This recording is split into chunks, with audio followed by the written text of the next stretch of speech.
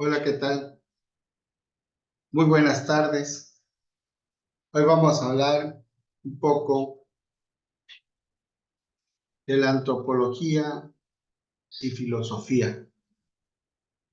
Como bien sabemos, y las explicaciones que nos ha dado nuestro catedrático, el maestro Néstor de Jesús Núñez Cruz, nos ha venido explicando lo que es la antropología y la filosofía. Quiero aclarar que estamos en el primer cuatrimestre y estamos empezando a hacer nuestros ensayos en la materia.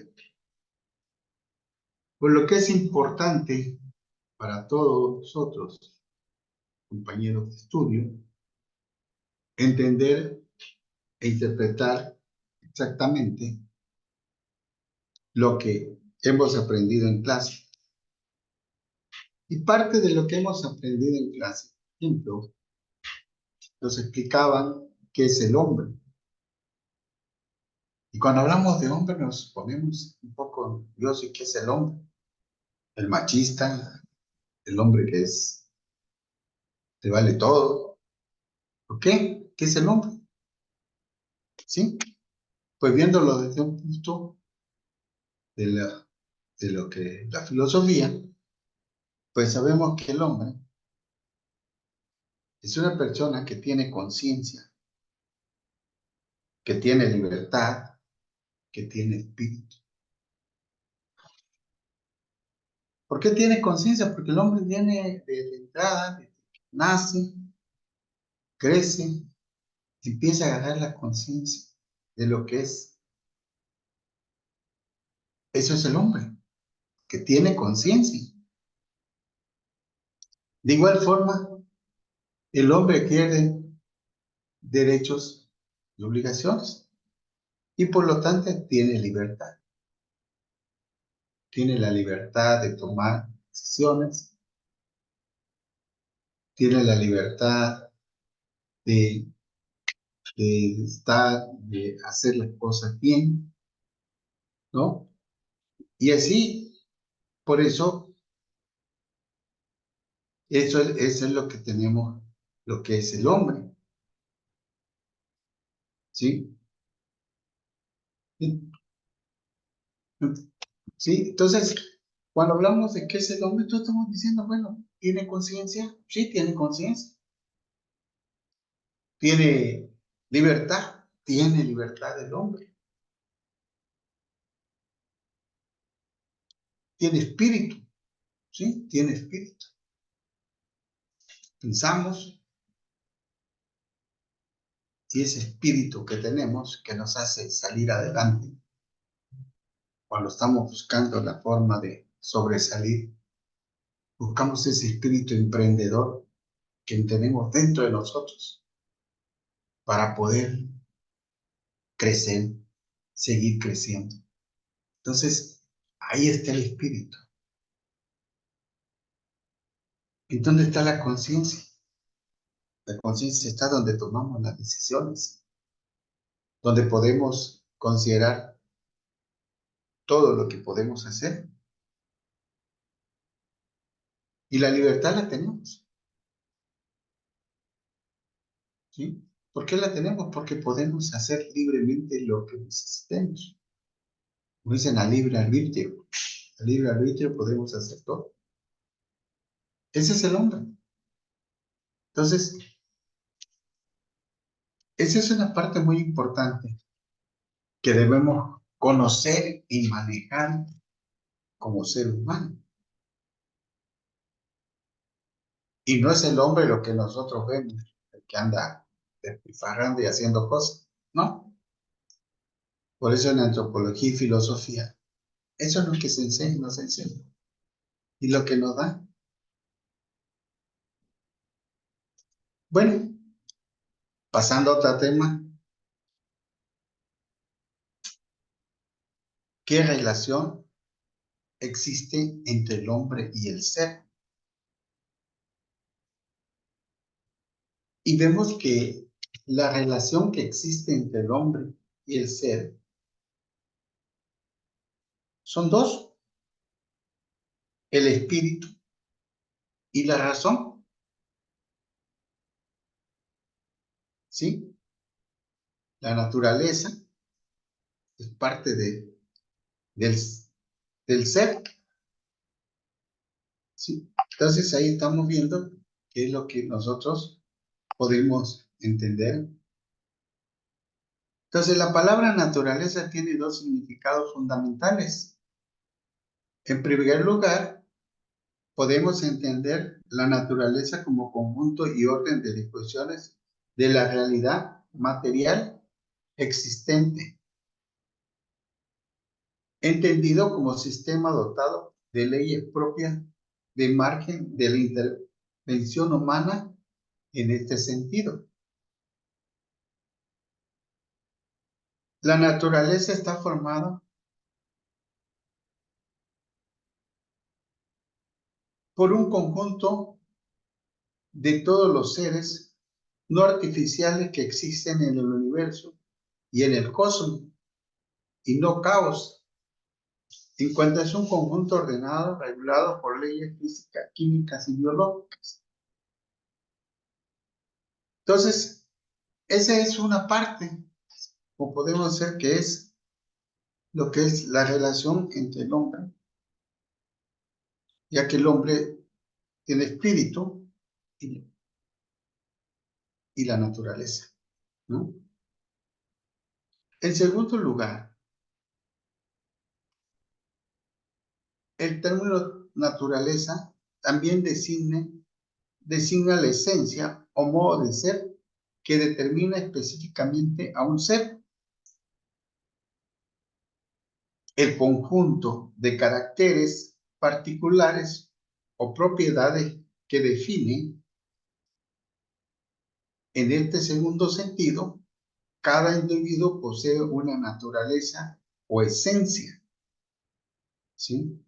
Tenemos una naturaleza, tenemos una esencia que corresponde con un modo ser específico, ¿sí? El hombre es un ser vivo, como tal forma parte, por lo tal forma parte de la naturaleza. Específica consiste en la racionalidad, la posesión de una inteligencia y una voluntad libre. Dicha naturaleza humana es universal y lo coloca en una situación privilegiada, ya que a diferencia del resto de los seres naturales, su comportamiento está determinado por los instintos y la necesidad natural. No está determinado por los instintos y necesidades naturales, sino que gracias a su voluntad libre, somos como los animales que no tienen voluntad, nosotros tenemos voluntad y libre, incluso puede obrar en oposición a los mismos.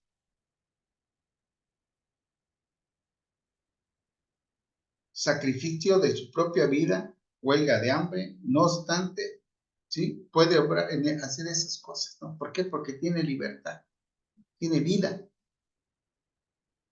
propia. Entre la naturaleza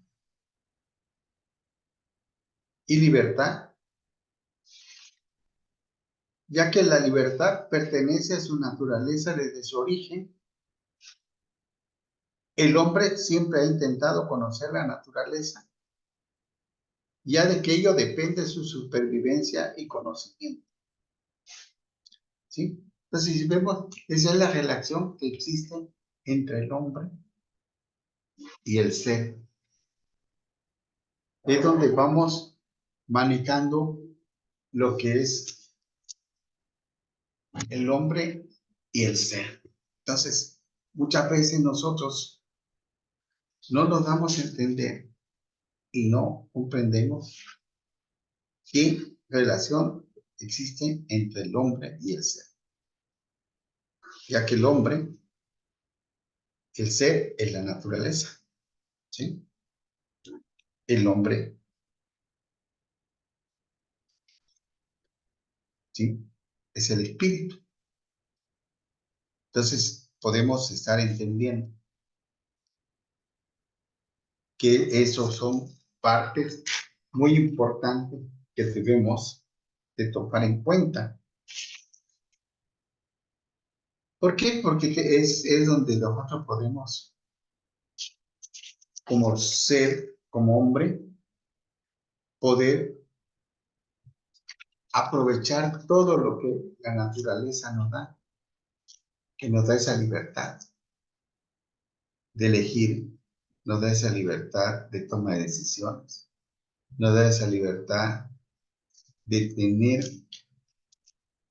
las, digamos, de tener esa conciencia de poder analizar lo que vamos a hacer y poder analizar lo que, todo lo que nosotros queramos, ¿sí? Todo lo que nosotros deseamos hacer, lo vamos a hacer. ¿Por qué? Porque tenemos conciencia, tenemos libertad, ¿sí? Y tenemos espíritu. De esa forma es como nosotros podemos ir tomando las cosas y hacer las cosas bien, hacer todo correcto para evitar cometer errores, para evitar tener que estar viendo, haciendo cosas indebidas. Bueno, eso es con relación a, al hombre y el ser. Siguiendo con la antropología y la filosófica, también podemos hablar de las costumbres. Hablamos de las costumbres revisando el libro de los puentes entre la antropología y el derecho de orientación desde la antropología jurídica. Podemos ver qué son las costumbres. Y para efectos jurídicos, ¿sí? Las costumbres no son más que la, la forma de analizar que los historiadores de la antropología van teniendo en la búsqueda, en el camino de los papiros, de la historia, eh, en, en toda la información que se pueden hacer llegar por medio de toda lo que existe dentro de la historia tanto como en la historia de México, ¿sí? En el derecho romano, todo ahí van buscando, haciendo el estudio de las costumbres. ¿Qué son las costumbres? Las tradiciones, costumbres de los pueblos, las etnias, cómo, cómo se castiga, cómo se puede en un momento dado, por ejemplo, un juicio, que cómo lo puedes ir manejando. Sí, por ejemplo, en Perú, las costumbres de chivo expiatorio. Aquí nos habla de los orígenes de antropología jurídica peruana, antropología jurídica peruana, que se remonta a las primeras décadas del siglo XX, cuando abogados e intelectuales indigenistas formularon el primer proyecto de ley para lograr el reconocimiento jurídico de las comunidades, ¿sí? Entonces, fue el primer proyecto jurídico que formaron de las comunidades. Entonces, eso es lo que ellos fueron haciendo la investigación y encontraron la necesidad de legislación, se justificó mediante mediante la investigación sociológica y antropológica, en el cual los propios indigenistas denunciaban las condiciones semifeudales, o sea, los abusos de los feudales, los maltratos de los feudales, los terratenientes que se adueñaban y se adueñaban de los mejores tierras, de las mejores tierras, y a los marginados, como pueden decir ellos, los dejaban en un lugar todo malo, ¿no? Donde había piedra, había todas las... O sea, no había una forma correcta de poder trabajar la tierra, pues, porque eran lugares no aptos para el cultivo, no aptos para manejarlos, y por lo tanto el feudalismo ahí en Perú estaba muy fuerte. Y entonces, ¿qué es lo que pasó? Que en ese tiempo los abogados intelectuales empezaron a promover las leyes para dar igualdad,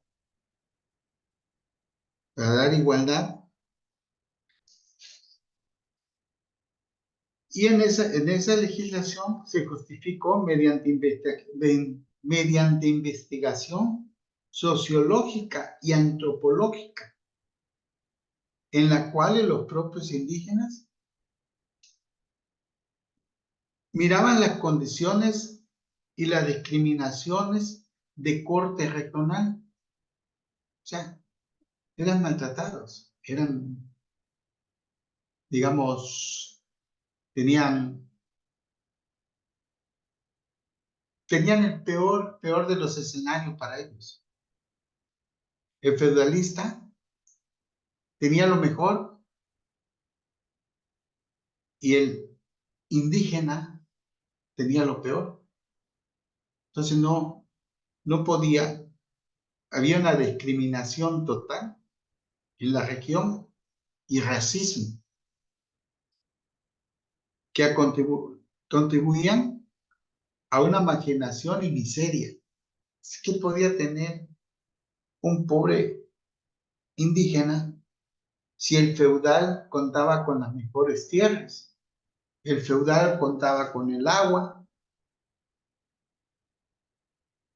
y ellos contaban solamente con tierras no productivas, tierras que necesitaban demasiado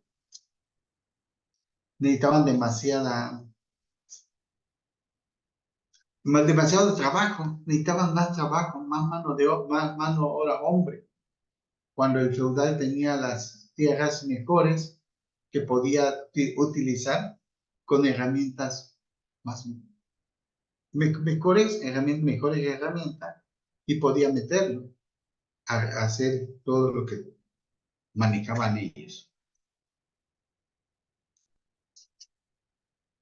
Los indígenas peruanos, sin embargo,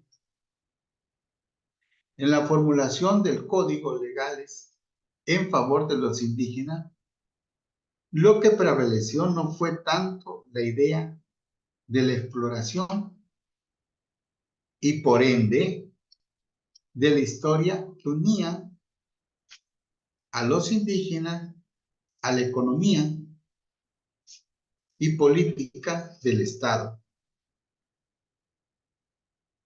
sino la imagen de la comunidad o hay club andino como especie que se comuna, cuya armonía y sobrevivencia cultural dependía de su capacidad para mantener una cierta distancia de las leyes del Estado.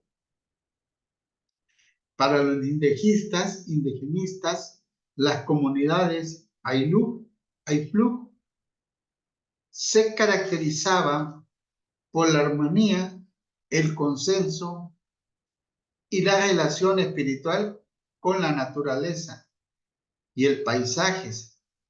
Sin embargo, se enfrentaban a problemas de cómo plasmar estas visiones bastantes idealizadas del mundo indígena.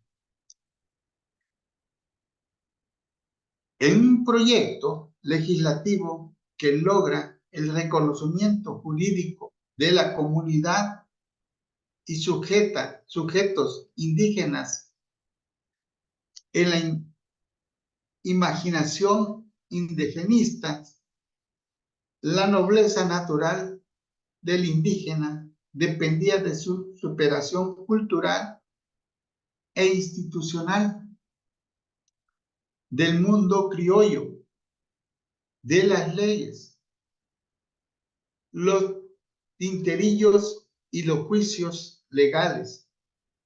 Más aún, para indigenistas como Edilbrado Castro Pozo y Luis de Cancel,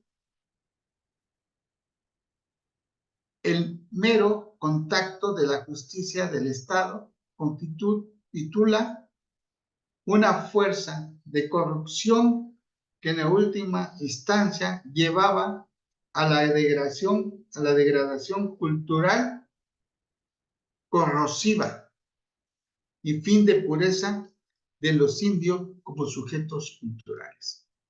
Bueno, si vemos, esas son las costumbres. ¿Y por qué? Por eso es necesario que en estos tiempos siga prevaleciendo el antropólogo y pueda verificar con el trabajo de campo la importancia de la cáustica, ¿sí? Y se enfoquen en decisiones respecto a casos particulares e incluyan además aplicaciones principales referentes a los casos paradigmáticos, autoridades con sabiduría, leyes contingentes, profesionales, aplicando el derecho consuetudinario. Bueno, en sí eso es lo que podemos ampliar mucho lo que nos han enseñado acá en lo que es la antropología. Podemos ver más cosas, como podemos tener el método para recoger casos problemáticos de la antropología y justicia. Otro punto muy importante. A pesar de que el método de estudio de casos ha sido citado por sus limitaciones, las recolecciones históricas de casos problemáticos actualmente se continúan siendo una herramienta útil para analizar como persona en una comunidad, entendiendo de manera los conflictos, como por ejemplo, que proviene de la investigación sobre el sistema legal. Ejemplo, vamos acá a hablar un poco de lo proveniente de Sinacantán, Chiapas. Dice, Sinacantán es un municipio indígena maya en la tierra de los Altos de Chiapas. Como distinto método para recoger casos problemáticos, ofrecen diferentes perspectivas. Una investigación para complementar los estudios de casos y entregar contextos para entender la historia de los mismos. Si vemos aquí en Sinacantán, los usos y costumbres son importantísimos, ¿sí? Son importantes que se vienen manejando. Y dentro de lo que es el acto jurídico, ¿sí? Se toman en cuenta también esos puntos de usos y costumbres. Tanto vemos en las elecciones que todavía ellos siguen rigiéndose por sus usos y costumbres, aunque el gobierno ha querido imponer que ya todo sea por voto libre, los usos y costumbres siguen siendo de, de mucho valor para ellos. Así también como la antropología ahí en esos pueblos ha investigado el maltrato del indígena, el, también aquí existe lo que es el feudalismo, ¿no? Que ya no tanto, pero ahora le llamamos terratenientes. Son personas que tienen muchos terrenos y que no permiten que el indígena en algunos lugares de aquí del estado de Chiapas todavía no permiten que el indígena esté en la ciudad, y para evitar que estén en las ciudades, los terrenos dentro del margen territorial del municipio de X ciudad, los ponen demasiado caro para que el indígena no lo pueda comprar y el indígena se mantenga fuera de esa zona de privilegios y siga viviendo en una zona aislada. Entonces, todo esto vamos viendo que son lo que tenemos que ir manejando y por eso es importante la antropología dentro del derecho, porque la antropología y la filosófica nos va a ayudar a tomar mejores decisiones. ¿Por qué? Porque vamos a estudiar, no vamos a tratar a la misma persona con ese sistema inhumano. ¿Por qué? Porque vamos a conocer lo que es la antropología, lo que son sus usos y costumbres. Vamos a poder conocer de ellos también cómo poder manejarlos, cómo poder tratarlos. En un momento dado, por usos y costumbres, ellos hablan un dialecto o una lengua distinta al castellano, pues es obligación del Estado proveerle de un traductor.